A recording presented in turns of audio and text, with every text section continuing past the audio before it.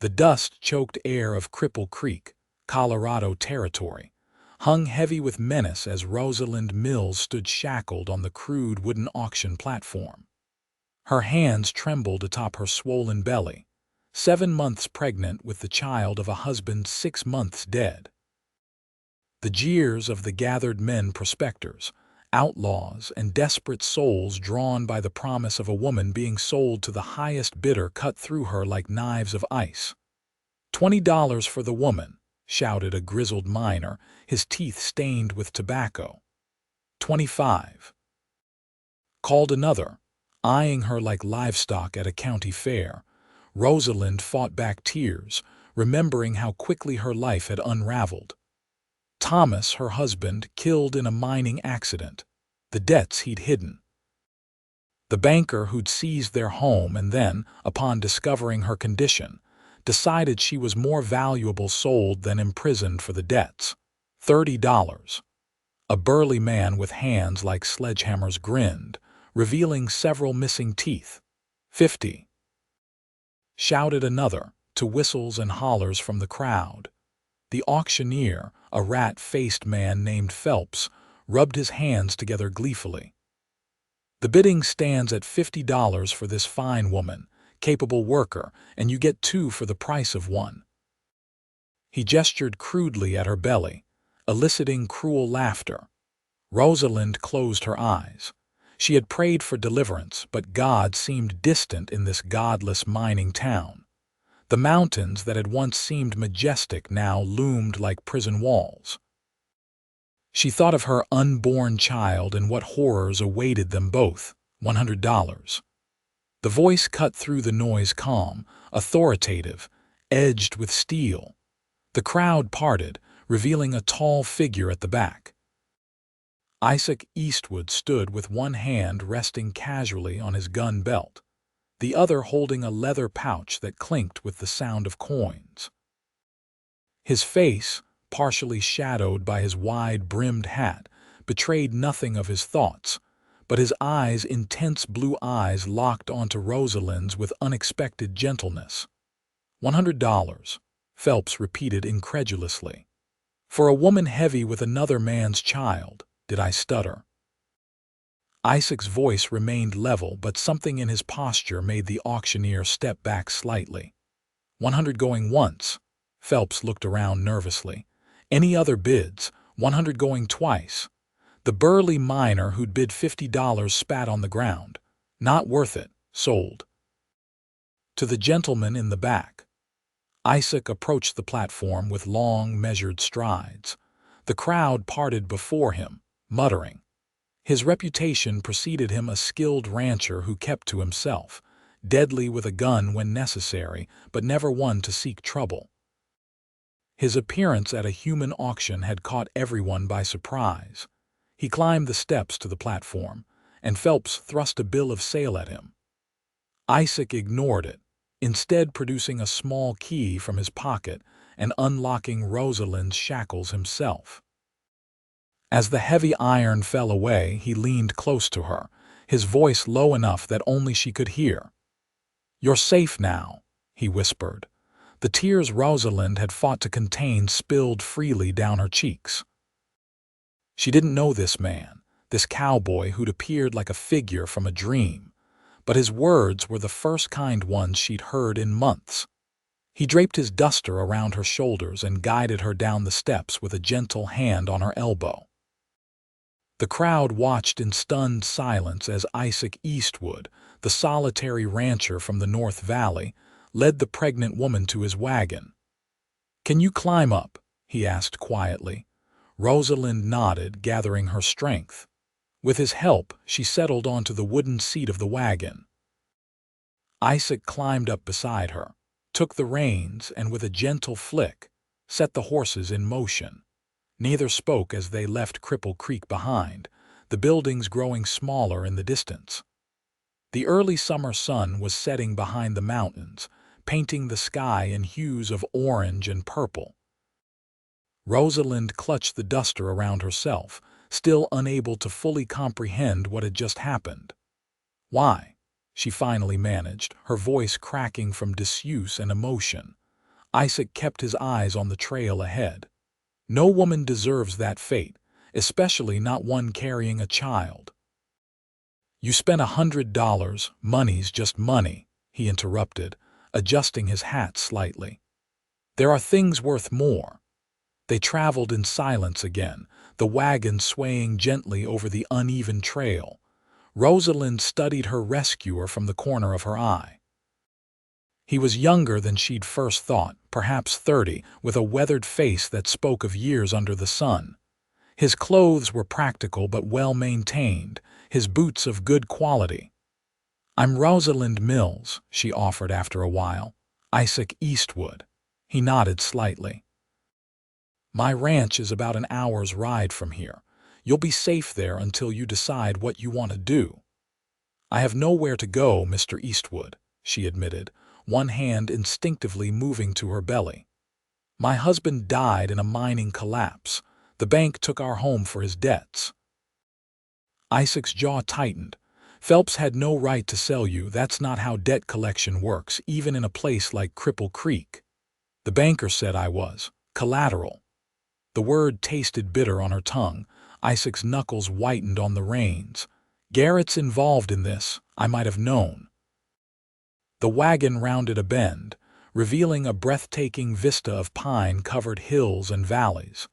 In the distance, a column of smoke rose from what Rosalind assumed was a chimney. "That's my place," Isaac confirmed, noticing her gaze. "It's not much, but it's peaceful. The nearest neighbor is 2 miles away." As they drew closer, Rosalind could make out a sturdy log house with a wide porch, a large barn, and several outbuildings. A small creek ran alongside the property, reflecting the last rays of sunlight. It was far from the grand ranches she'd heard about, but there was something immediately welcoming about it. A dog began barking, racing from behind the house to greet them. "That's Buck," Isaac said, a hint of warmth entering his voice. "He sounds fierce, but he's gentle as a lamb." The wagon pulled up before the house, and Isaac set the brake before climbing down. He came around to Rosalind's side and offered his hand. She hesitated only briefly before taking it, allowing him to help her down. Her legs, stiff from standing on the auction platform and then the wagon ride, nearly gave way. Isaac's strong arm immediately went around her waist, steadying her. "Easy now," he murmured. "You've had a day no one should have to endure." Buck, a large brown mutt with one ear that stood up and one that flopped down, approached cautiously, tail wagging. He sniffed at Rosalind's skirt, then sat, looking up expectantly. "He wants to know if you're staying," Isaac explained. "He's particular about house guests." Despite everything, Rosalind found herself smiling faintly. She reached down, her movements slow due to her condition, and let Buck sniff her hand before gently stroking his head. "I hope I'm welcome," she said softly. Isaac nodded once, then gestured toward the house. "Come inside. You must be hungry." The interior of the house was surprisingly tidy for a bachelor's residence. A large main room contained a stone fireplace, comfortable-looking furniture, and bookshelves filled with volumes. A doorway led to what appeared to be a kitchen, and a narrow staircase climbed to a second floor. "Sit," Isaac directed, indicating an armchair near the fireplace. "I'll get a fire going. Nights get cold up here, even in summer." Rosalind sank gratefully into the chair, watching as Isaac efficiently built a fire. His movements were economical, practiced. She wondered about this solitary man who had spent a small fortune to rescue a stranger. "How long have you lived here?" she asked. 7 years. He struck a match, holding it to the kindling. "Came out from Pennsylvania after the war, wanted open spaces after too many years of men packed together on battlefields. You fought for the Union." "Yes."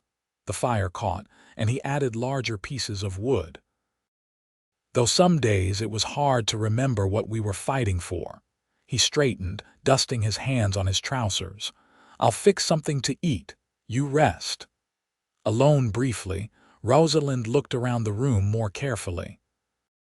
There were few personal items displayed: a photograph in a silver frame of an older couple, presumably his parents, a cavalry saber mounted above the fireplace, a worn Bible on a side table. It was the home of a man who valued simplicity. The baby kicked suddenly, a strong movement that made her gasp.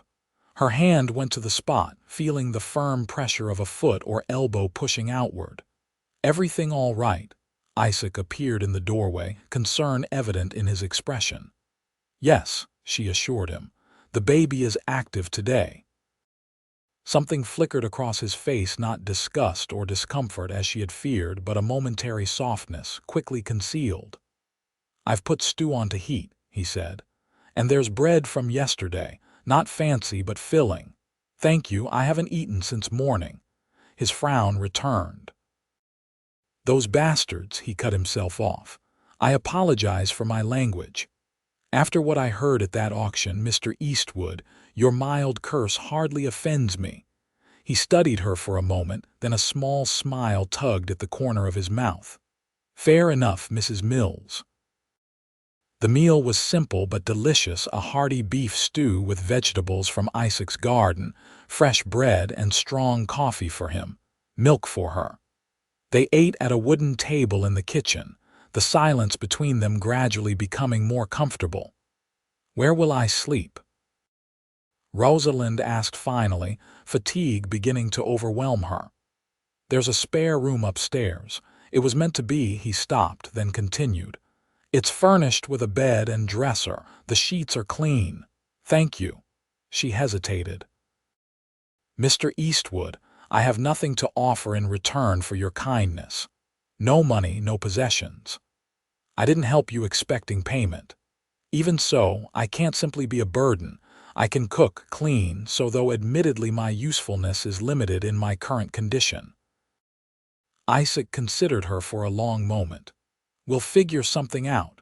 For now, you need rest." He showed her to a small but neat bedroom upstairs. A patchwork quilt covered the bed, and curtains framed the window that overlooked the valley. "The washroom is at the end of the hall," he explained. "There's a pump for cold water, or I can heat some if you prefer. This is fine, more than fine." Rosalind turned to him, suddenly overwhelmed by the day's events and his kindness. "I don't know how to thank you. No need." He paused at the door. "I'll be downstairs if you need anything." Left alone, Rosalind sank onto the bed, finally allowing herself to process everything. Hours ago, she had been certain her life and her child's were doomed. Now, she was safe in a stranger's home, treated with more respect than she'd known in months. She washed her face and hands in the basin provided, changed into a nightgown that Isaac had found likely belonging to his mother or a sister, and climbed beneath the quilt. The baby shifted within her, as if also settling down for the night. "We're safe," she whispered, echoing Isaac's words from the auction. "We're safe now." Morning came with golden light streaming through the curtains and the distant sound of a rooster crowing. For a moment, Rosalind was disoriented, then memory returned. She was in Isaac Eastwood's house, rescued from an unthinkable fate. She dressed quickly in her own clothes, which were worn but still serviceable. Looking in the small mirror above the dresser, she tried to tame her auburn hair, wishing for a proper brush. Her face was pale, with shadows beneath her eyes that spoke of months of worry and grief. Downstairs, she found Isaac already up and moving about the kitchen. The smell of coffee and frying bacon filled the air. "Good morning," he said, nodding to her. "Sleep well?" "Better than I have in months," she admitted. "May I help with breakfast?" He gestured to the stove. "Eggs are there if you want to scramble them. I'm afraid I'm not much of a cook." They worked together companionably, Rosalind beating eggs in a bowl while Isaac tended the bacon. It felt strangely domestic, this quiet morning routine with a man she barely knew. "I've been thinking," Isaac said as they sat down to eat. "You're welcome to stay here until after the baby comes. It wouldn't be proper in town, but out here, no one will gossip." Rosalind looked up from her plate, surprised. "That's incredibly generous, but you said yourself you have nowhere else to go," he pointed out. "And traveling in your condition isn't wise." "Why are you doing this?" she asked, unable to keep the question inside any longer. Isaac stared into his coffee cup for a long moment before answering. "I had a sister once, Emily.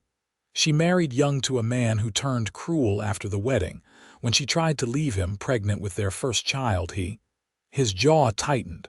No one helped her, not neighbors, not the law. By the time I learned what was happening, it was too late." Rosalind reached across the table, hesitantly touching his hand. "I'm sorry." He nodded once, acknowledging her sympathy without meeting her eyes. "So when I heard about the auction in town, I couldn't stand by this time." "Your sister would be proud of you," she said softly. Isaac finally looked up, his blue eyes meeting hers. "Stay, Mrs. Mills, at least until you and your child are strong enough to decide what's next. Please call me Rosalind." She squeezed his hand gently before withdrawing her own. "And I accept your offer, with gratitude." The days that followed fell into a rhythm. Despite her condition, Rosalind insisted on contributing to the household. She took over the cooking, bringing skill and flavor that had been absent from Isaac's basic fare. She mended clothes that had been set aside for lack of time or sewing ability. When he returned from working with the cattle or tending the fields, a hot meal and a clean house awaited him. For his part, Isaac was a considerate host. He brought home items from town that he thought she might need: fabric for new clothes, a hairbrush, a rocking chair for the porch where she liked to sit in the evenings. He never mentioned the cost, waving away her thanks with uncomfortable gruffness. They learned each other's stories in pieces, shared over meals or during quiet evenings by the fire. Isaac had grown up in Pennsylvania, the son of a blacksmith. He joined the Union Army at 19, fought through some of the bloodiest battles of the Civil War, and emerged with scars both visible and hidden. After the war, unable to settle back into civilian life in his hometown, he had headed west with savings and determination. "The first year here was the hardest," he told her one evening as they sat on the porch watching the sunset. "Winter nearly broke me, but there's something about building something from nothing that heals a man." Rosalind shared her own tale: a childhood in Missouri, a father who'd moved the family to Colorado when the mining boom began, her marriage at 18 to Thomas Mills, a charming prospector with dreams bigger than his abilities. "He wasn't a bad man," she said, defending her late husband.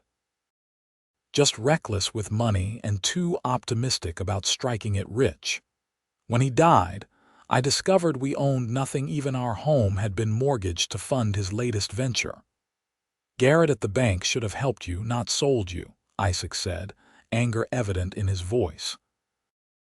"He offered a different arrangement first," Rosalind admitted quietly, her hand moving protectively to her belly.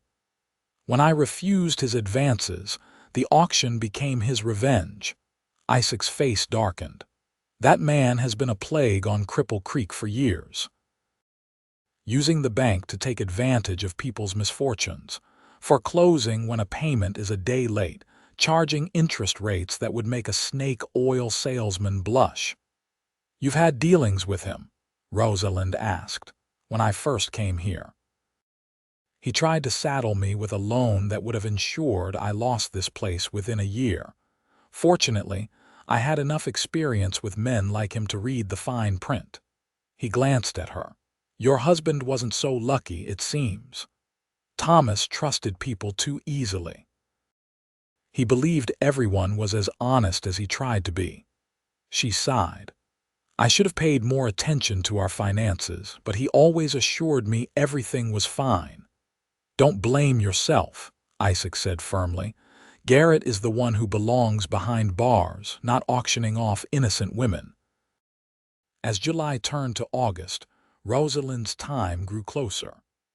Her body felt heavy and unwieldy, and the summer heat made her uncomfortable despite the higher elevation of the ranch. Isaac, noticing her discomfort, built a small bathing shed near the creek where the water ran cool even on the hottest days. "My mother always said there was nothing worse than being with child in August heat," he explained, showing her the simple structure with its large metal tub and privacy screen. The creek water should help. Rosalind was touched by his thoughtfulness. "You've become quite attentive to a pregnant woman's needs for a bachelor, Mr. Eastwood." A faint blush colored his tanned face. "I pay attention." Indeed, he did. She had noticed how he watched her when he thought she wasn't looking, not with impropriety, but with a careful concern that was both comforting and occasionally unsettling. There was something in his gaze that suggested his thoughts went beyond simple charity. One evening, as they sat on the porch after supper, a wagon appeared on the road leading to the ranch.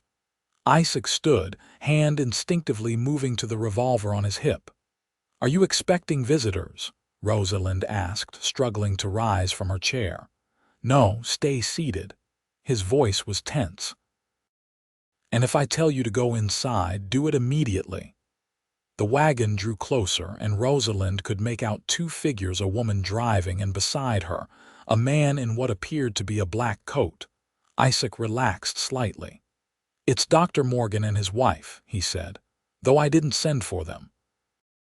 The wagon pulled up before the house, and a cheerful middle-aged woman called out, "Evening, Isaac. Hope we're not intruding." "Not at all, Ruth," Isaac replied, moving to help her down. "Just unexpected, Doctor." Robert Morgan, a tall man with spectacles and graying hair, climbed down on the other side. "We were making house calls in the area and thought we'd stop by. Ruth has been curious ever since you mentioned your house guest in town last week." Isaac turned to Rosalind, who remained seated on the porch. "Mrs. Mills, these are Dr. and Mrs. Morgan from Cripple Creek. The only doctor worth his salt in the county and the nosiest woman west of the Mississippi." Ruth Morgan laughed, not at all offended. "He's right about that. I've been dying to meet you, Mrs. Mills." Isaac has been so mysterious, just saying he had a lady staying with him who needed time away from town. Rosalind smiled, liking the woman's forthright manner immediately. "Please call me Rosalind, and I'm grateful for your visit. It's been some time since I've spoken with another woman." "Poor thing, stuck with only Isaac for company." Ruth moved to the porch, her keen eyes taking in Rosalind's condition. "And so close to your time by the look of you. When are you due?" "Any day now, I think." Rosalind placed a hand on her belly. "My husband's calculations put it around the middle of August." Dr. Morgan joined them, medical bag in hand. "Would you permit me to examine you, Mrs. Mills? No charge, of course." Rosalind glanced at Isaac, who nodded encouragingly. "It would be wise, Doctor." Morgan delivered half the children in the county. "Thank you, Doctor. I would appreciate that." While the doctor examined Rosalind in her bedroom, Ruth Morgan and Isaac sat in the kitchen, drinking coffee. "So," Ruth said, her expression knowing, "are you going to tell me the real story now?" Isaac sighed. "I'm sure you've heard rumors already. That you bought a pregnant widow at auction to save her from Garrett and his cronies. Yes, that's all over town." She reached across the table to pat his hand. "And it's exactly the kind of thing I'd expect from you, Isaac Eastwood."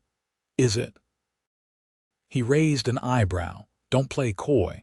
You've always had a soft spot for those in trouble, even if you try to hide it behind that gruff exterior." She studied him. "But this feels different. You've never brought anyone to live at your ranch before." Isaac stared into his coffee cup. "She had nowhere else to go. MMM." Ruth's tone suggested she wasn't entirely convinced by this explanation, And after the baby comes, what then? That's for her to decide. He looked up. I've made no demands, Ruth. Asked for nothing in return for her staying here. I never thought otherwise, she assured him. But be careful, Isaac. I see the way you look at her. Becoming attached to a woman still mourning her husband, especially one about to give birth to his child, is a complicated business. Before Isaac could respond, Dr. Morgan and Rosalind returned to the kitchen. The doctor looked pleased, while Rosalind seemed relieved. Everything appears to be progressing normally, Dr. Morgan announced. The baby is positioned correctly, and Mrs. Mills is in excellent health despite her recent hardships. I estimate she'll deliver within the next 2 weeks. That's wonderful news, Ruth said warmly. Now, have you made arrangements for the birth? You'll need someone with you. Rosalind looked uncertain. I hadn't thought that far ahead. Well, that settles it. I'll come stay with you when the time is near, Ruth declared. I've assisted Robert at enough births to know what to do, and I can send for him if needed. That's very kind, Rosalind said, clearly moved by the offer. But I've imposed enough on Mr. Eastwood's hospitality without adding another guest. Nonsense, Isaac interjected. Ruth is welcome, and you'll need help that I can't provide. The matter settled, the Morgans stayed for another hour, the conversation turning to town gossip and the summer's unusual weather. When they finally departed, promising to return in a week's time, Rosalind felt a renewed sense of hope. Not only was her baby healthy, but she had found friends in this remote place. They're good people, Isaac said as they watched the wagon disappear down the road. The Morgans were among the first to welcome me when I arrived here, never made me feel like an outsider. Ruth seems to know you well, Rosalind observed. A slight smile crossed his face. Too well, sometimes. They stood in companionable silence for a moment, watching as the sun began its descent behind the mountains. Thank you, Rosalind said suddenly, turning to face him. For everything. For saving me, for giving us a home, for bringing people like the Morgans into my life. Isaac met her gaze, and something in his eyes made her breath catch. You've brought life back to this house, he said quietly. It was just a place before. Now it feels like a home again. The air between them seemed charged with unspoken words. For a moment, Rosalind thought he might reach for her hand or perhaps say more, but the baby chose that moment to deliver a particularly strong kick. She gasped, her hand going to the spot. Are you all right? Isaac asked, concern replacing whatever had been in his expression before. Yes, just an enthusiastic kick. She laughed softly. This child will be strong like their father.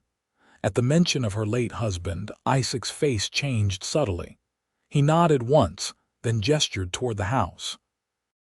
It's getting cool. We should go inside. The moment, whatever it had been, was broken. 3 days later, Rosalind woke before dawn with a dull ache in her lower back. She shifted positions, trying to find comfort, but the pain persisted. As the first light of morning filtered through her window, she realized what was happening. Her time had come, earlier than expected. She managed to dress herself and make her way downstairs, where she found Isaac already awake, preparing coffee. Good morning, he greeted her, then frowned at her expression. What's wrong, the baby, she said, gripping the back of a chair as another wave of pain washed over her. I think it's starting. Isaac's eyes widened, and for the first time since she'd known him, he looked genuinely alarmed. Now, but the Morgans aren't due back for days. Babies don't always follow schedules, she managed, trying to smile through the discomfort. I need you to ride for Dr. Morgan. He hesitated, clearly torn between leaving her alone and the need to fetch help. You can't be alone. I'll manage. The early stages can last hours, especially for a first child. She straightened as the pain subsided temporarily. Please, Isaac, we need the doctor. After a moment's more hesitation, he nodded. "I'll go. But first, let me help you back upstairs and make sure you have everything you need within reach." He guided her back to her room, bringing water, clean towels, and extra blankets. His hands were gentle but sure as he arranged pillows to support her back. "I'll ride as fast as I can," he promised, standing at the door. "Try to rest between the pains, and Rosalind." He paused. "You're the strongest woman I've ever known. You can do this." With that, he was gone. Rosalind heard him moving quickly downstairs, then the sound of the front door closing. Minutes later, hoofbeats faded into the distance as he rode for town. Alone, Rosalind settled against the pillows, taking deep breaths as she'd been told to do. The contractions were still relatively mild and spaced far apart. She had time. As the morning progressed, the pains grew stronger and closer together. Rosalind walked the small confines of her room when she could, rested when she needed to, and tried not to think about what would happen if Isaac couldn't return with help in time. By midday, the contractions were coming regularly, each more intense than the last. Rosalind gritted her teeth, refusing to cry out even though there was no one to hear. She thought of her mother who had given birth to 5 children, of the countless women throughout history who had endured this same trial, of the child within her fighting to enter the world. "We can do this," she whispered, echoing Isaac's words. "We can do this together." The sound of a wagon approaching came as the sun was beginning its afternoon descent. Rosalind, in the grip of a particularly strong contraction, barely registered the noise. It wasn't until footsteps pounded up the stairs that she realized help had arrived. Ruth Morgan burst into the room, already rolling up her sleeves. "Well now, you certainly didn't wait for me, did you?" she said cheerfully, moving to Rosalind's side and pressing a cool hand to her forehead. "How far apart are the pains?" "Maybe 5 minutes," Rosalind gasped, grateful beyond words to see the older woman. "Where's Isaac?" "Pacing the porch like an expectant father," Ruth said with a knowing smile. "Robert is with him, trying to calm him down. That man rode like the devil himself was chasing him to fetch us." Over the next hours, Ruth proved herself an invaluable companion. She was competent, calming, and unfazed by the increasingly difficult labor.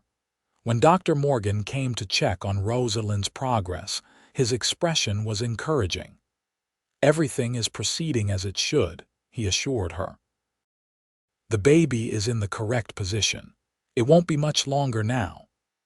As evening approached, the labor intensified. Rosalind, exhausted and in pain, found reserves of strength she hadn't known she possessed.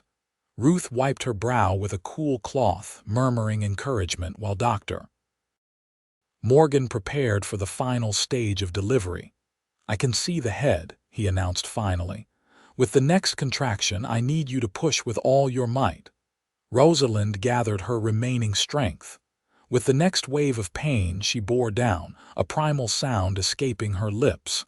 "Again, Doctor." Morgan directed. "The shoulders are coming now." One more massive effort, and suddenly there was a relief of pressure followed by a thin, indignant cry. "A boy," Dr. Morgan declared, quickly tending to the newborn. "A healthy baby boy." Tears streamed down Rosalind's face as the doctor placed the swaddled infant in her arms. He was red-faced and small, with a shock of dark hair, his tiny fists clenched as if ready to fight the world. "Hello," she whispered, tracing a finger along his cheek. "I've been waiting for you." Ruth, who had been clearing away soiled linens, paused to look at the pair. "He's beautiful, Rosalind. What will you name him?" Rosalind hadn't thought much about names, focusing instead on surviving each day, but looking at her son's face, she knew. "Thomas, after his father," she said. Then, after a moment's consideration, "Thomas Isaac Mills." Ruth's eyebrows rose slightly, but she said nothing, merely smiling as she continued her work. Dr. Morgan completed the post-delivery care, ensuring both mother and child were stable. "You did remarkably well," he told Rosalind.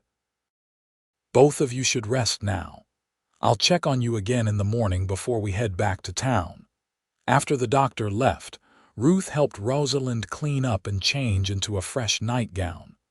The baby, fed and contented, slept peacefully in a makeshift cradle Isaac had prepared weeks before. "Would you like to see Isaac?" Ruth asked as she straightened the bed covers. "He's been beside himself with worry." Rosalind hesitated, suddenly conscious of her appearance after hours of labor. "I must look a fright." "You look like a woman who just performed the miracle of bringing life into the world," Ruth corrected gently. "Besides, I don't think he'll notice anything except that you and the baby are safe." Rosalind nodded.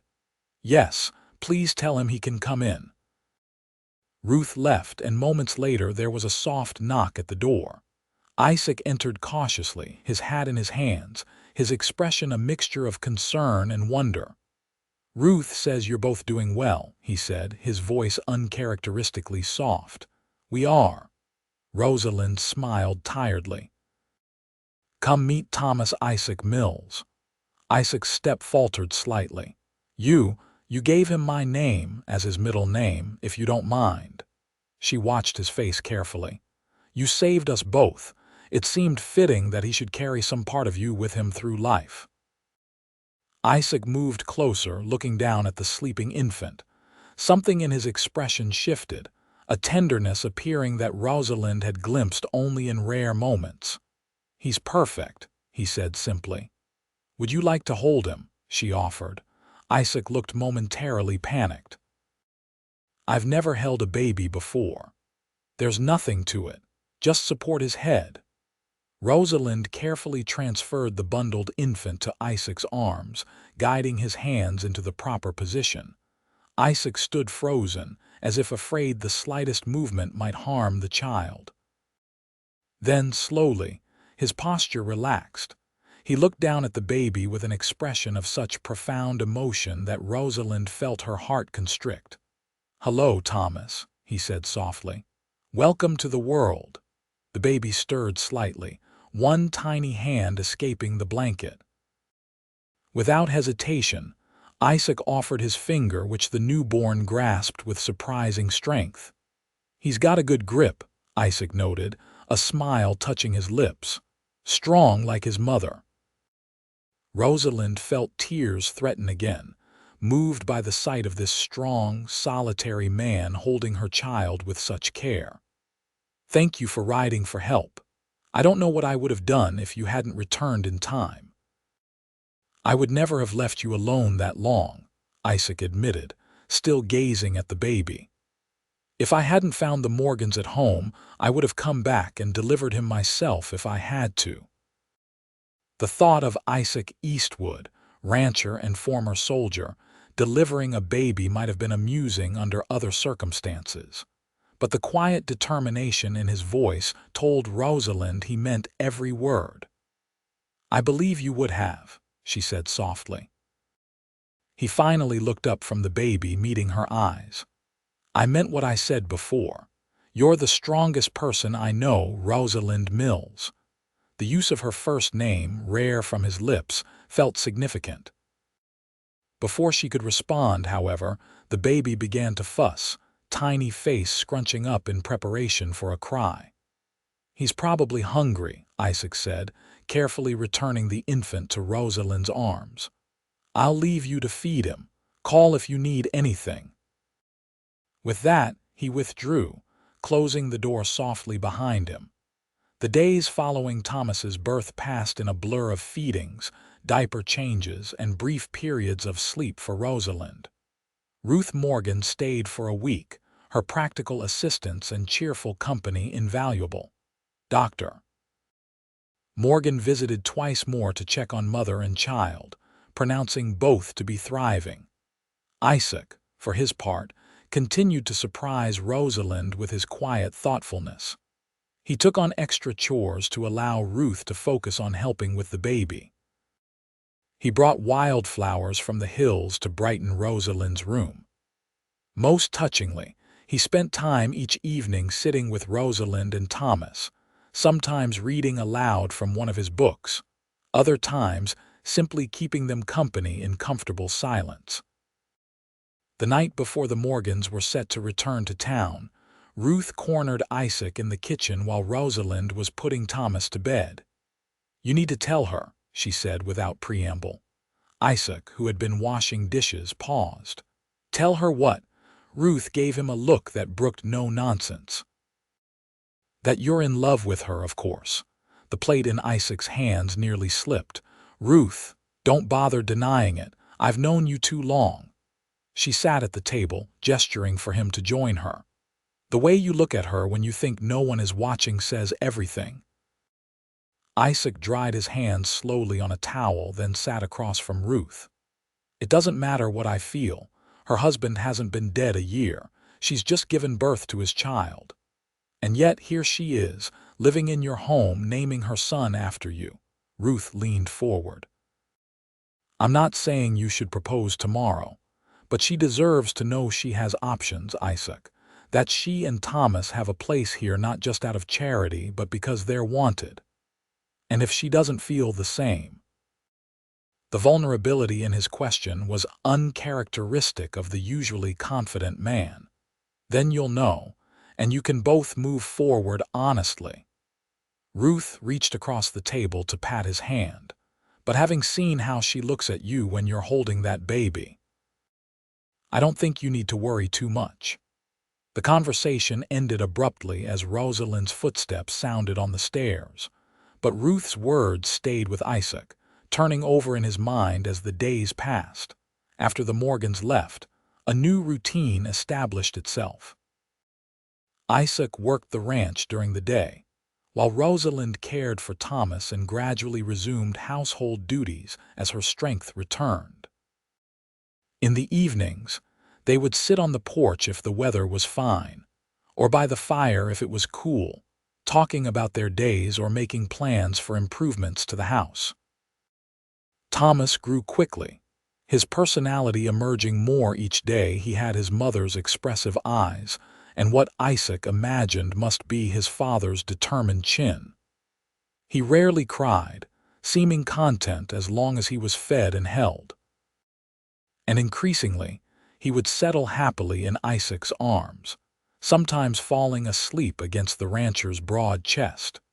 One evening in early October, as the aspens were turning golden on the hillsides, Rosalind broached the subject they had both been avoiding.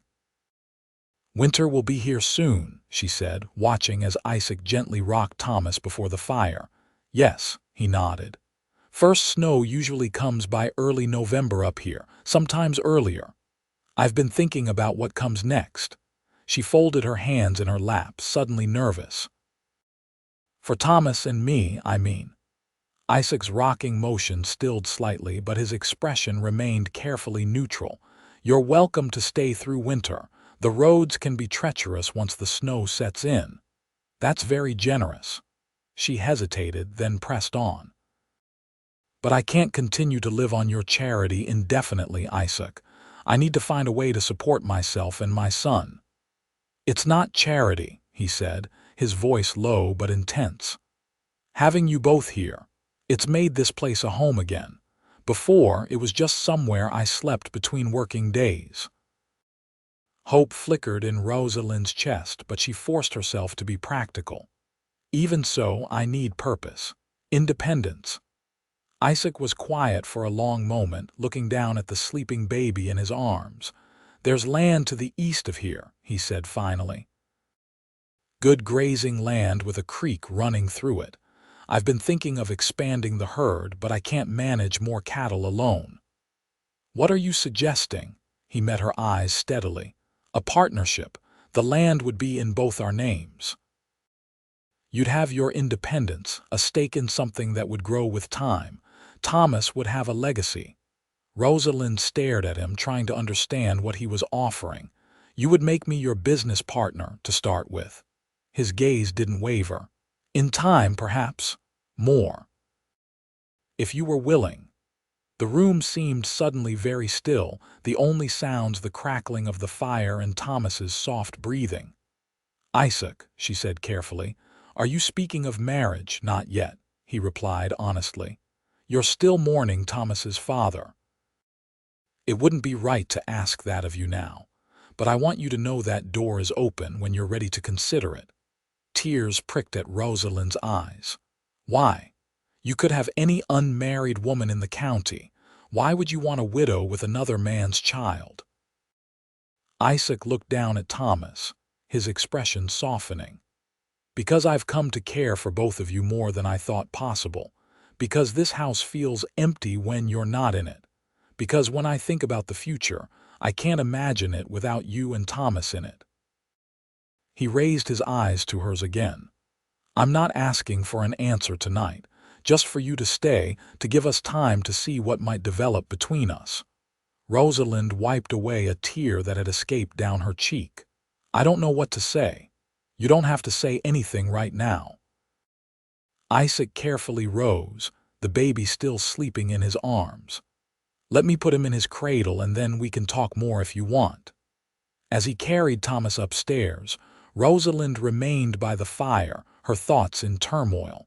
She had not expected this turn of events, though perhaps she should have. There had been moments, glances, small touches, words half-spoken that hinted at deeper feelings beneath Isaac's reserved exterior. And what of her own feelings? She had been so focused on survival, on bringing her child safely into the world, that she had scarcely allowed herself to think beyond each day. But now, forced to confront the possibility of a future with Isaac Eastwood, she found the idea not unwelcome. There was comfort in his presence, yes, but also a quickening of her pulse when their eyes met, a warmth that had nothing to do with gratitude. Isaac returned, sitting in the chair across from her. For a moment, neither spoke. "I never thought I would marry again," Rosalind said finally. "After Thomas died, and especially after I discovered the debts he'd hidden, I promised myself I would never again be so dependent on a man." Isaac nodded, his expression somber. "I understand, and I would never ask you to give up your independence. That's why I suggested the partnership first. Whatever grows between us should be built on mutual respect, not necessity. You're a good man, Isaac Eastwood." She studied him in the firelight, seeing the strength in his features, but also the vulnerability he rarely allowed others to glimpse. "Better than I deserve after being such a burden on you." "You've never been a burden," he said firmly. "From the first day you've contributed to this household in 100 ways. You've made it a home, Rosalind, something it never truly was before." She smiled faintly. "You saved my life. And my son's. And you saved mine in a different way." He leaned forward, his voice earnest. "After the war, I thought I was content with solitude. I convinced myself that the emptiness I felt was just the natural state of things. But since you've been here, I've realized how hollow that existence was." His words touched something deep within Rosalind, a recognition of shared loneliness now eased by companionship. She rose from her chair and moved to stand before him. "I can't promise anything yet," she said softly. "It's too soon. But I will stay through winter and I will consider your offer of partnership. As for the rest—" She reached out, her fingers lightly touching his cheek. "Time will tell." Isaac caught her hand, turning it to press a gentle kiss to her palm, a gesture so tender it made her breath catch. "Time is something we have plenty of out here," he said. Winter arrived early that year, the first snow falling in late October. By November, the ranch was often isolated, the road to town passable only on the clearest days. For Rosalind, who had feared the confinement might feel oppressive, the snow-bound days brought unexpected joy. The three of them settled into a rhythm dictated by the shortened daylight hours and the needs of the livestock. Isaac would rise before dawn to tend to the essential chores, returning to the house for a hearty breakfast prepared by Rosalind. Thomas, now nearly 3 months old, was alert and curious, tracking movements with his bright eyes and responding to voices with increasing animation. On days when the weather permitted, Isaac would take Rosalind to see the eastern parcel of land he had proposed for their partnership.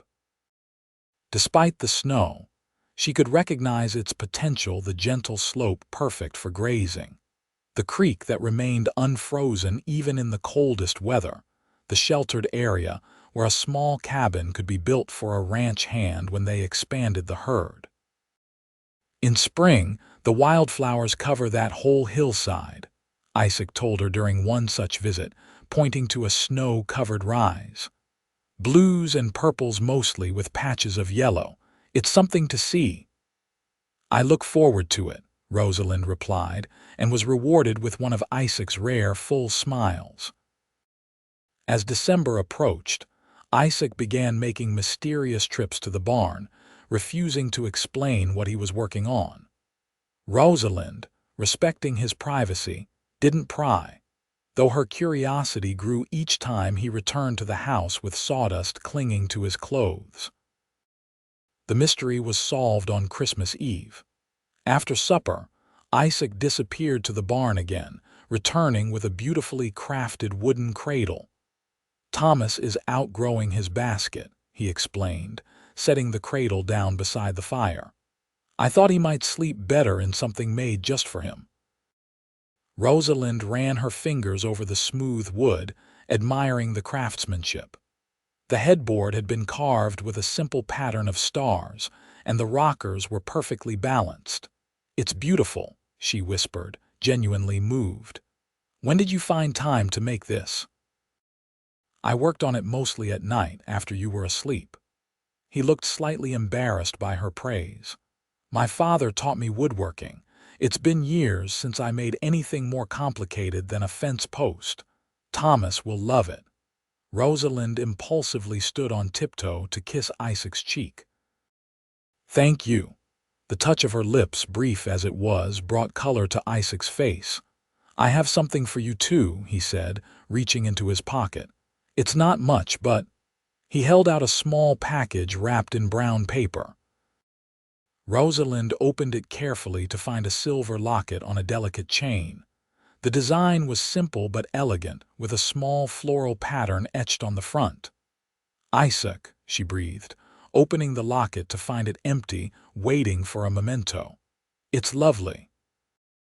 I thought you might want to put a lock of Thomas's hair inside, he suggested, or anything else that's precious to you. Rosalind closed her hand around the locket, deeply touched by the thoughtfulness of the gift.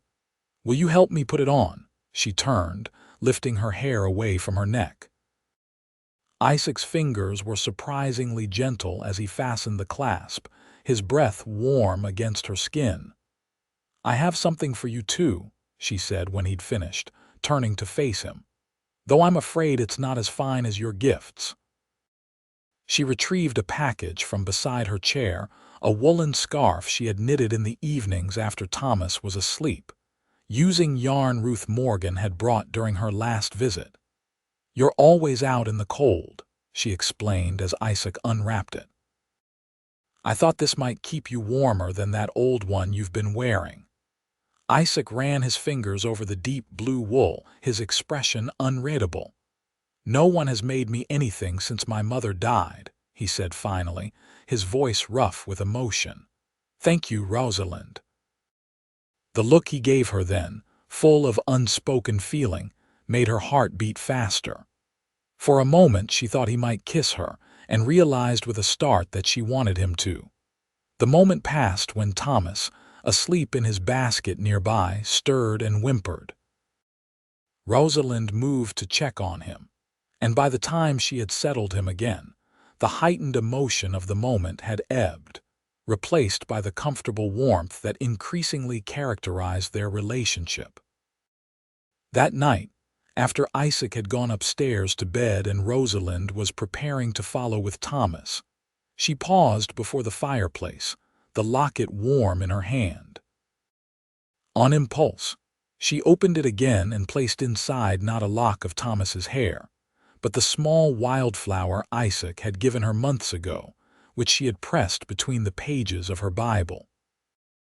It was a fragment of the first kindness he had shown her, a reminder of the day she had begun to feel safe again. As winter deepened, the isolation of the ranch became more complete. Weeks would pass without visitors, the road to town often impassable due to snow drifts or ice. For Isaac, who had lived with this seasonal seclusion for years, it was simply the natural rhythm of mountain life. For Rosalind, it was a new experience, one that, rather than breeding loneliness, fostered a growing intimacy between them. Their evenings lengthened, filled with conversation, reading aloud, or simply sitting together watching Thomas discover his own hands and feet with delighted fascination. Isaac, initially awkward with the baby, grew more confident in handling him, often taking Thomas from Rosalind when she needed rest. "You're a natural," she commented one evening, watching as Isaac patiently walked the floor with a fussy Thomas. For someone who claimed never to have held a baby before, he shrugged, though she could see he was pleased by the compliment. "He makes it easy. He's a good boy. He likes you." Rosalind smiled. "He settles faster for you than for me sometimes. That's just because my voice is deeper. Babies respond to lower tones." But there was unmistakable pride in Isaac's expression as he looked down at the now calm infant in his arms. January brought the coldest weather of the season. Snow piled high against the house, and the creek froze solid except for a small stretch near the spring that fed it. Inside, they kept the fire burning constantly, often sleeping downstairs on pallets near the hearth when the upstairs bedrooms grew too cold. It was during one such night, with wind howling outside and snow tapping against the windows, that Rosalind finally asked the question that had been on her mind for months. "Why did you never marry, Isaac?" They were sitting before the fire, Thomas asleep in his new cradle nearby. Isaac, who had been reading, looked up from his book, his expression thoughtful. "There were opportunities," he admitted. "A few women in town made their interest known over the years." "But," Rosalind prompted when he fell silent. He closed the book, setting it aside. "After the war, I wasn't fit company for anyone, let alone a wife. I had nightmares, bouts of melancholy that could last for weeks, anger that came out of nowhere." "The soldier's heart," Rosalind murmured, using the term she had heard applied to veterans who returned changed from battle. Isaac nodded.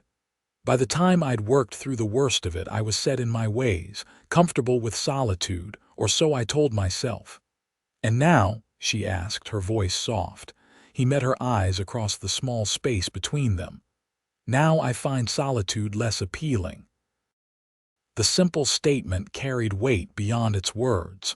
Rosalind felt a warmth that had nothing to do with the fire spreading through her chest. "I never thanked you properly," she said after a moment, "for what you did that day in Cripple Creek." "You've thanked me many times," he pointed out. "Not for everything." She drew a deep breath, needing him to understand. "You didn't just save me from a terrible fate, Isaac. You gave me back my dignity. When you whispered you're safe now, it was the first time since Thomas died that I believed I might have a future worth living." Isaac's expression softened. "I meant it then, and I mean it now. As long as I'm alive, you and Thomas will be safe." "I know." She held his gaze steadily. "And that's why I've decided to accept your offer of partnership for the land to the east." His eyes widened slightly, hope and caution warring in his expression. "You're certain?" "I am," she smiled. "As you said, it will give Thomas a legacy, and it will give me purpose beyond mere survival." "We'll draw up the papers as soon as the road to town is passable," Isaac promised, his voice rough with emotion.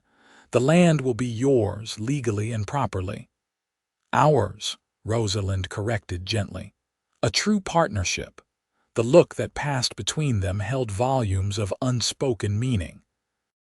In that moment, they both understood that what they were building went far beyond a business arrangement.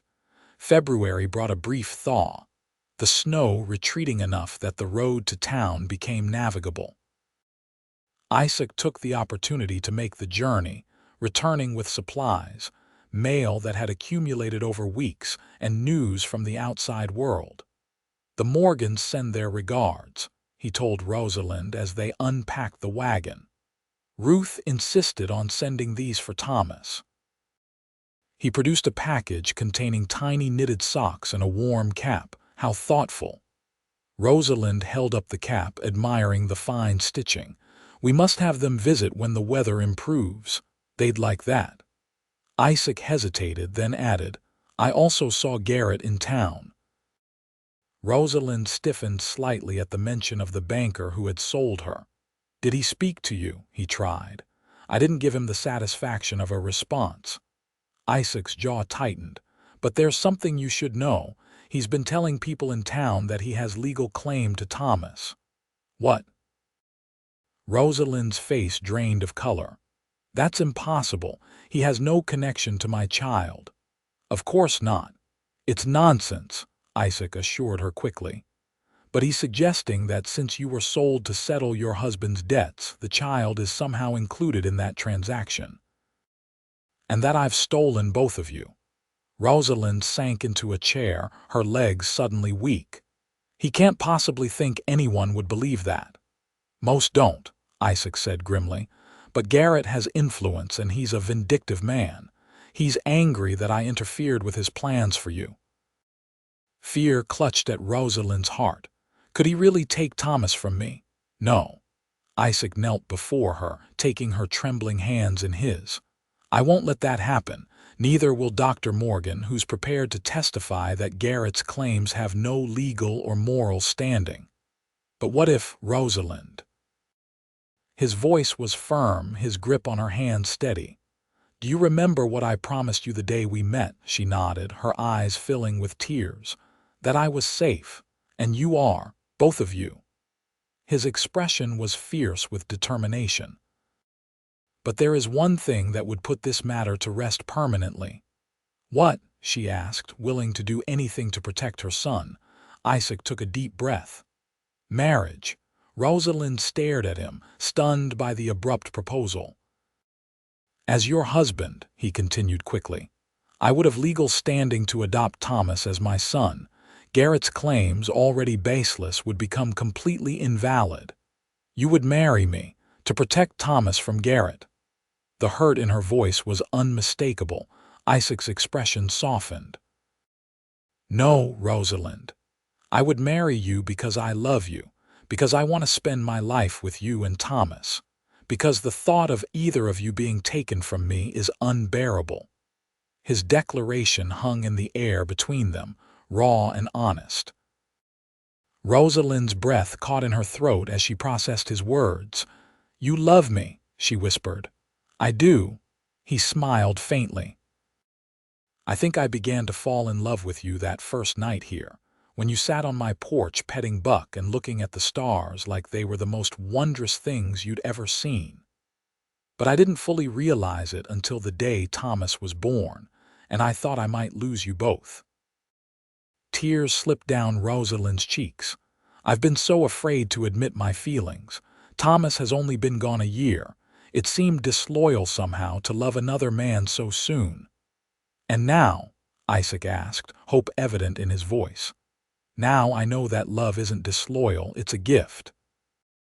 She reached up to touch his face, her fingers tracing the line of his jaw. "I love you, Isaac Eastwood, and yes, I will marry you."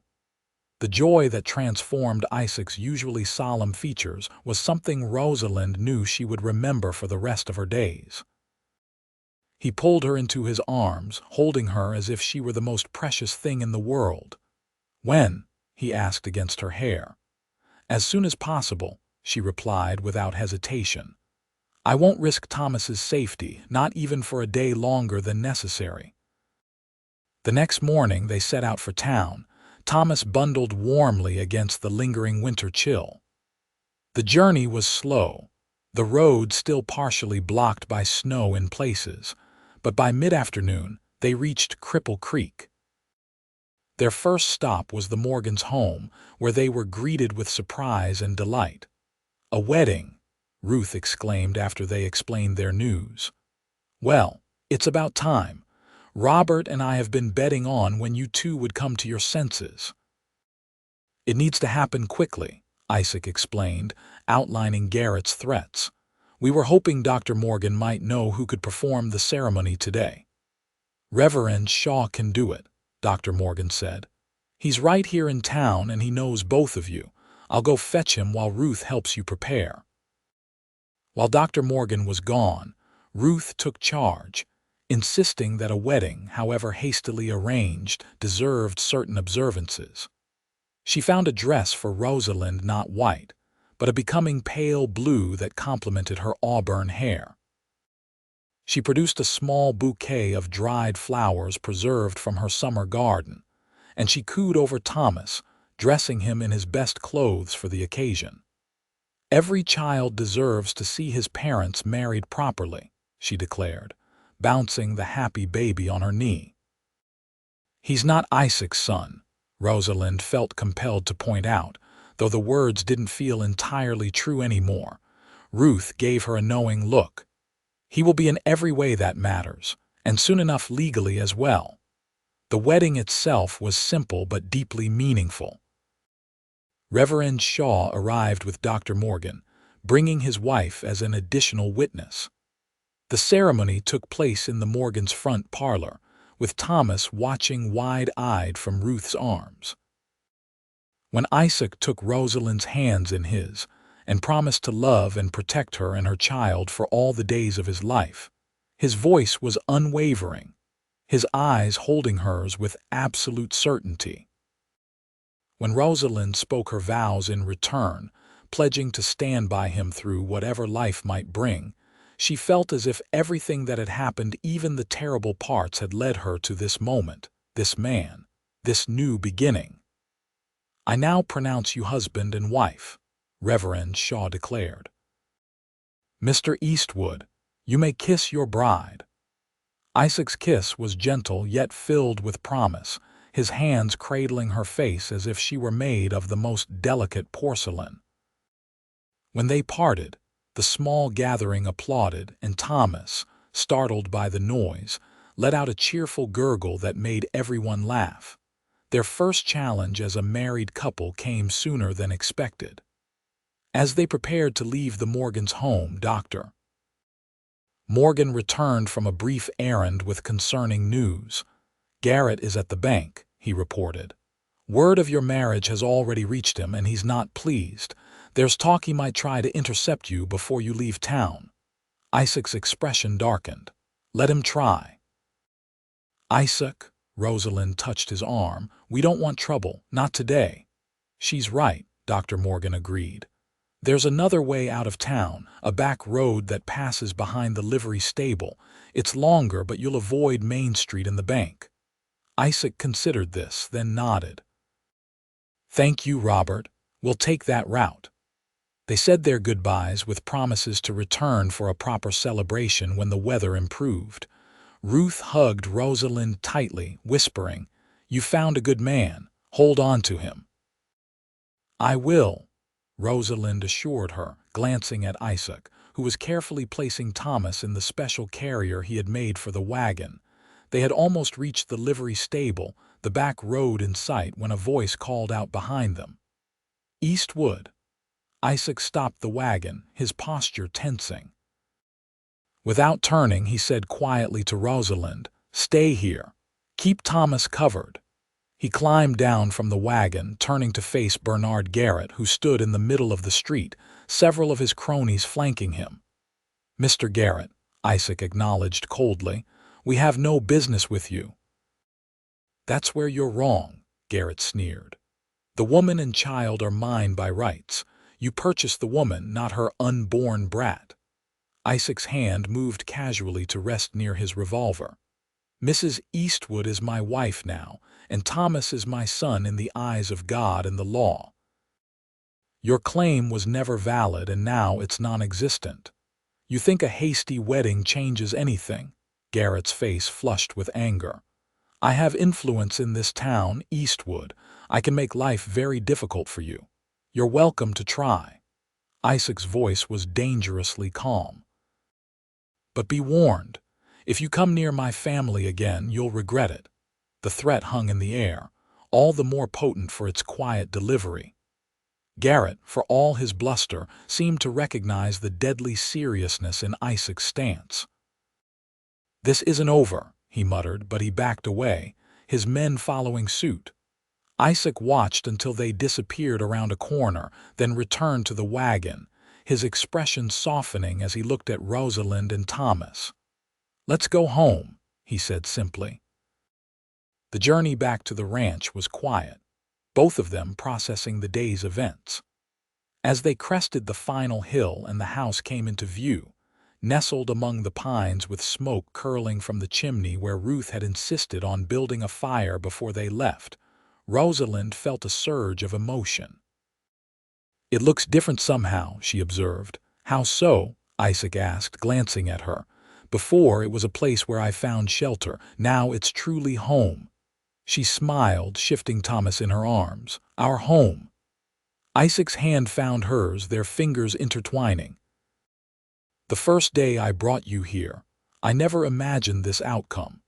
But now I can't imagine any other." That night, after Thomas was settled in his cradle, husband and wife came together for the first time, their union as tender as it was passionate. In Isaac's gentle touches, Rosalind found healing for old wounds. In her eager response, Isaac discovered a depth of emotion he had thought lost to him forever. "I love you," he whispered against her skin. "I'll spend the rest of my life proving it." "You already have," she assured him, drawing him closer. "Every day since you whispered you're safe now, you've been proving it." Spring arrived gradually, the snow receding up the mountainsides, revealing tender shoots of green beneath. As the land awakened from its winter slumber, so too did the ranch come alive with new purpose. Isaac and Rosalind traveled to town once the roads were fully clear, officially registering their marriage and beginning the process of Isaac's adoption of Thomas. They also filed the paperwork for their business partnership, putting the eastern parcel of land in both their names as equal owners. "Mr. Garrett won't be pleased about this," the county clerk commented as he stamped the documents. "Mr. Garrett's opinions no longer concern us," Rosalind replied with newfound confidence. Indeed, their former adversary seemed to have accepted defeat, at least temporarily. There were no further threats or confrontations, though Isaac remained vigilant when they visited town, always aware of who was nearby. As promised, the eastern hillside bloomed with wildflowers, lupine and columbine, creating a carpet of blue and purple, interspersed with yellow arnica and the occasional scarlet paintbrush. Rosalind often took Thomas there, spreading a blanket among the flowers and letting him experience the sensations of nature, the gentle touch of a breeze, the soft brush of petals, the warmth of sunlight on his skin. Isaac began construction on a small cabin on the new property, explaining that they would need a place for a ranch hand once they expanded the herd. "I've been thinking," Rosalind said one evening as they watched the sunset from the porch, Thomas sleeping peacefully against Isaac's chest. "We should give the new property a name of its own." "What did you have in mind?" Isaac asked, his free hand absently stroking her hair as she leaned against him. Rosalind considered for a moment. "Safe Haven Ranch." Isaac's hand stilled, and when she looked up at him, she saw his eyes were suspiciously bright. "That's perfect," he said softly. As summer approached, Thomas continued to thrive, growing stronger each day. He was sitting up on his own now, babbling enthusiastically, and showing every sign of being an early crawler. His dark hair had begun to curl slightly, and his eyes had settled into a deep brown that reminded Rosalind of his birth father. But increasingly, his expressions and mannerisms mirrored Isaac's, the way he studied things with intense concentration. The slight furrow of his brow when he was thinking, the crooked smile that appeared when he was particularly pleased. "He's becoming more like you every day," Rosalind commented as they watched Thomas determinedly reaching for a wooden toy just beyond his grasp. "He has your spirit," Isaac countered, "that determination to overcome obstacles." They shared a smile, the kind of private communication that had developed between them over months of shared joys and challenges. In late June, just as Thomas was approaching his first birthday, they received an unexpected visitor. Rosalind was in the garden, harvesting early vegetables with Thomas nearby in a makeshift playpen, when she heard the sound of an approaching wagon. Looking up, she was surprised to see Ruth Morgan driving, with no sign of Dr. Morgan accompanying her. More unusual still was the small figure seated beside Ruth, a girl of perhaps 4 or 5, with blonde curls and a solemn expression. "Ruth," Rosalind called, wiping her hands on her apron and moving to greet them. "What a lovely surprise." Ruth set the brake and climbed down, helping the little girl descend carefully. "Rosalind, dear, I hope we're not intruding. Is Isaac about? He's checking the north pasture. He should be back soon." Rosalind bent slightly to address the child. "And who might this young lady be?" The girl half hid behind Ruth's skirts, peering up with wary blue eyes. "This is Lillian," Ruth explained, her voice gentle. "She's in need of a temporary home, and I thought of you both immediately." Understanding dawned on Rosalind. The Morgans occasionally took in children in difficult circumstances, finding homes for them when possible. "Her parents?" she asked softly, ensuring the child couldn't hear. "Mother died in childbirth 2 weeks ago, along with the baby. Father couldn't cope, took to drinking, then disappeared 3 days ago." Ruth sighed. "The neighbors brought her to us, but our house is full already with the Jenkins boys whose father was injured in the mine." Rosalind looked at the solemn child, her heart immediately going out to her. "Of course she can stay with us, for as long as needed." Relief washed over Ruth's face. "I hoped you'd say that. She's a sweet girl, just frightened and confused." By the time Isaac returned from the pasture, Rosalind had settled Lillian in the kitchen with a glass of milk and some cookies, Thomas watching the newcomer with fascination from his high chair. "We have guests," Rosalind informed him, pulling him aside to explain the situation. Isaac listened carefully, his expression thoughtful. When she finished, he asked only one question. "What do you think we should do?" "I think we should help her," Rosalind said without hesitation. "She has nowhere else to go, Isaac, and we have room, means, love to spare." A slow smile spread across his face. "I agree. Let's meet her properly."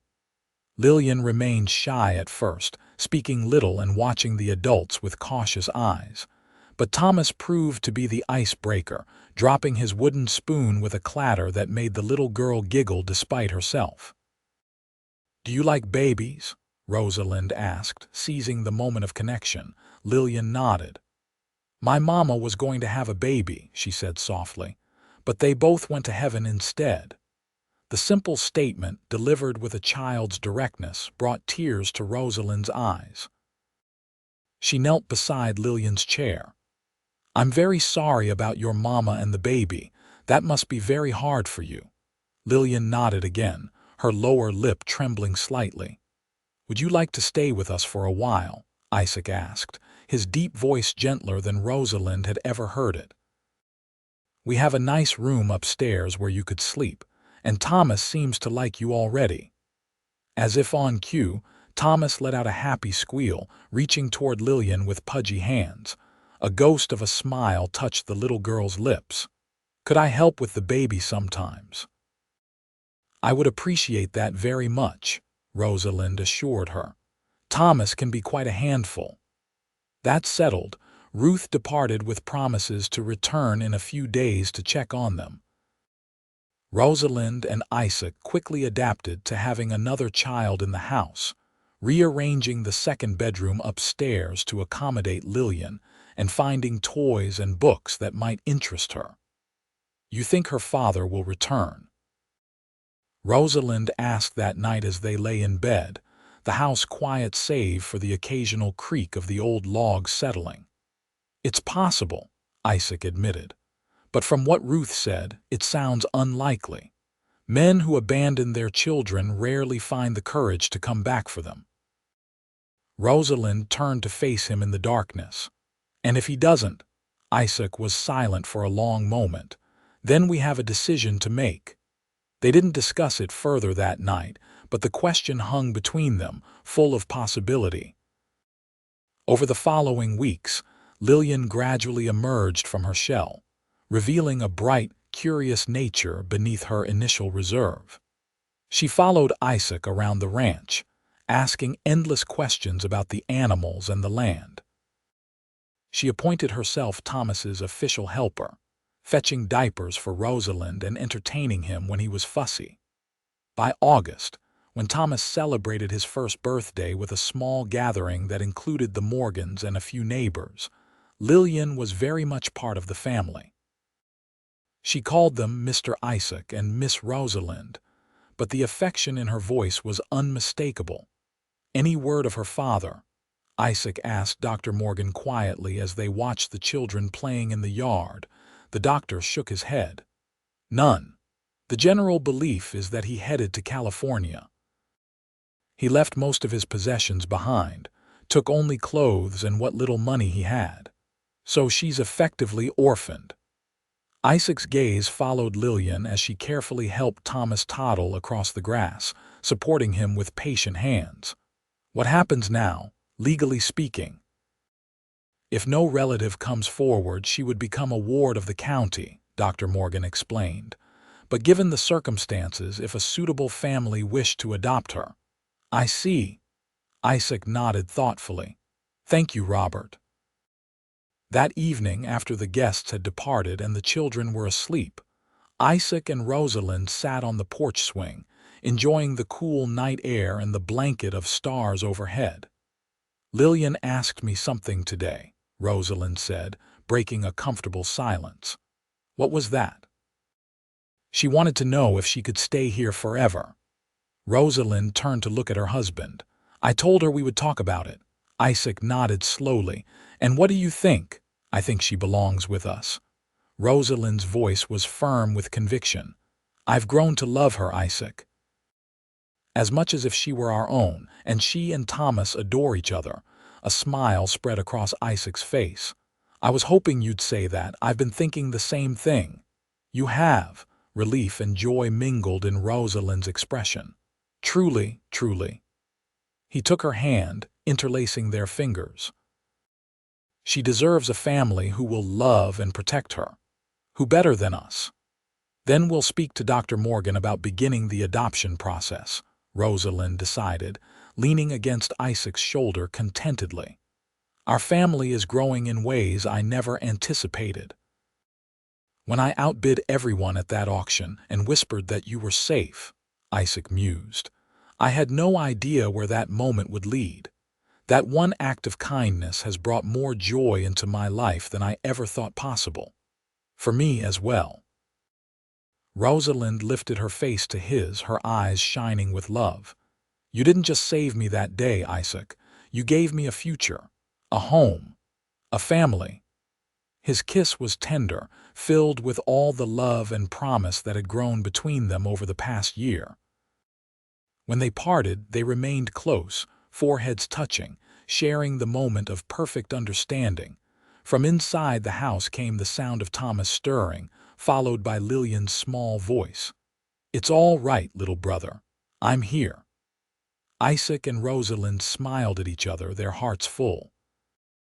They had created something precious here, not just a ranch or a business partnership, but a true home filled with love and second chances.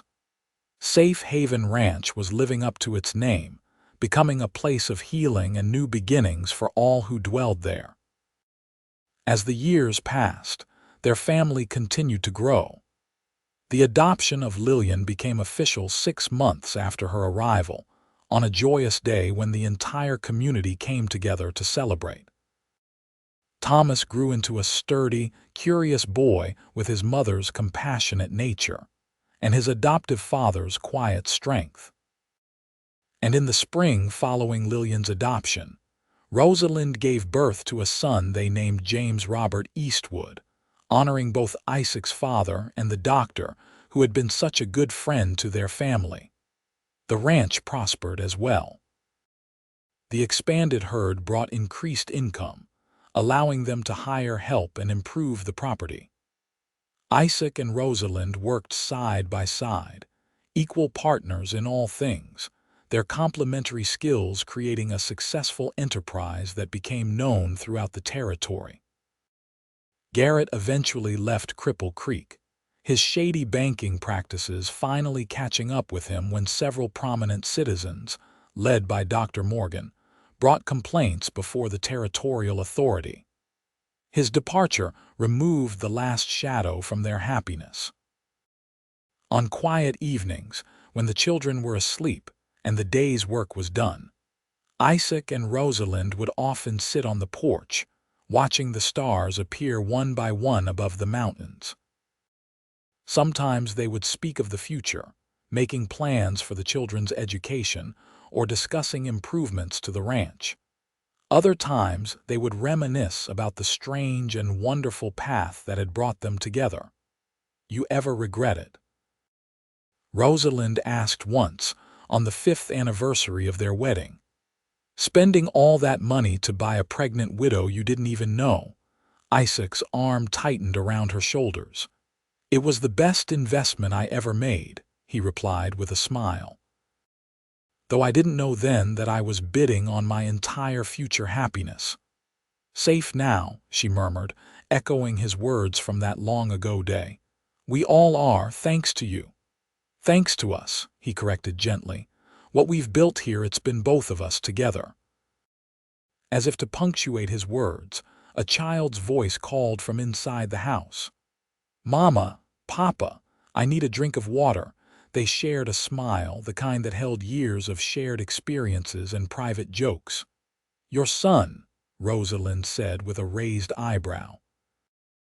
"Definitely yours when he's thirsty at bedtime," Isaac countered, rising and offering her his hand.